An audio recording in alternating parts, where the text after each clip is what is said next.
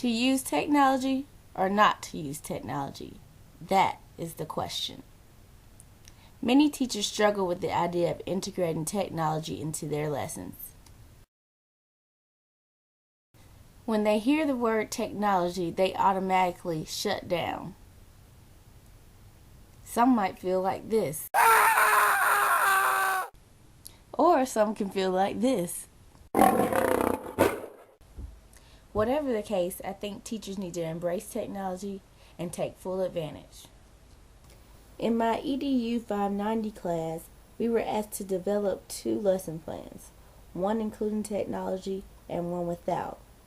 After we presented them, we were to determine if the lesson plan with technology produced better student achievement. Since I do not have a regular classroom, I combined my findings from my observations and my findings from what I did my student teaching.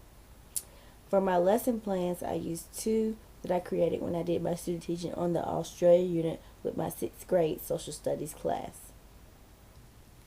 I observed 2 different teachers, one that used technology and one that did not use technology.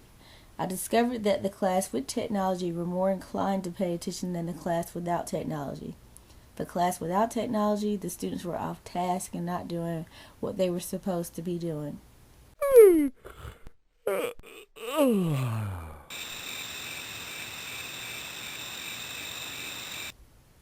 The students acted as if the non-tech assignments were boring and that they just didn't want to be there.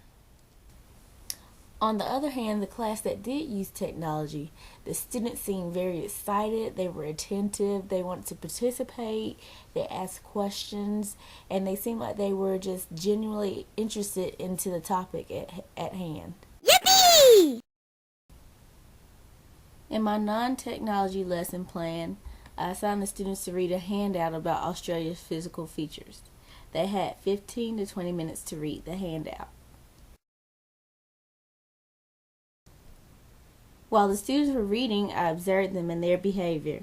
Most students were on task, but there were a few that needed redirection. They would either get off task or they would sit and wait for the next assignment. The students were assigned a worksheet after they finished the reading to reinforce the information.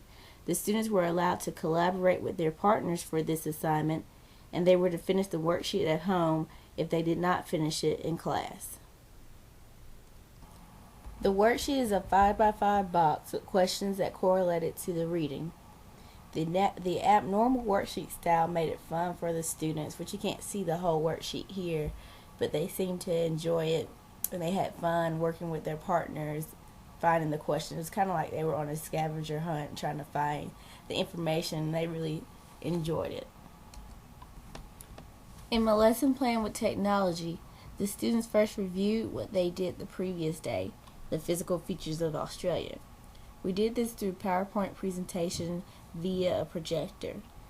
The students got a chance to ask questions and get answers that they may have problems with the day before, or just get more information of a particular feature or a subject that they didn't get a chance to discuss the day before. We then moved into Australia's history. The information was presented through PowerPoint presentation, and the students were provided with note sheets to follow along. The students were to fill in their note sheets as we went through the information, and this allowed them to have the information in their possession and to make sure that they were paying attention. The students enjoyed all the pictures also. Wow! Through our discussion of Australia's history, we talked about the Aborigines and their idea of how the world was formed, which they called Dreamtime. To explain this further, we watched a video from a website that is all about the Aboriginal culture and Dreamtime.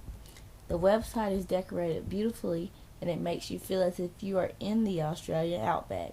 We watched a particular video on how the moon was created. The video comes with a glossary and a quiz, which is optional, but is a very useful tool also. And the students loved the video, and they had many questions, which was unexpected, but it was very welcomed. After we completed both lessons, and I was sure that the students understood the information, we took a quiz and a test. For the non-tech lesson plan, we took a non-tech test. Your normal paper and pencil test, circle the answers, multiple choice, fill in the blank, things like that. And for the tech lesson, we took a quiz on the projector screen. The questions appeared there on the screen, and the students wrote the answers on their own paper. We also went over the answers in class so they would have immediate feedback. In my opinion, neither lesson produced results that were better or worse than the other. The students were pretty successful at both. The students just seemed more attentive and interactive when technology was involved. Therefore, I think it is important to incorporate both tech and non-tech elements into a lesson. Not only will the students enjoy it, but I think the teacher will too. Also, you will be accommodating for all those different types of learners you have in your class.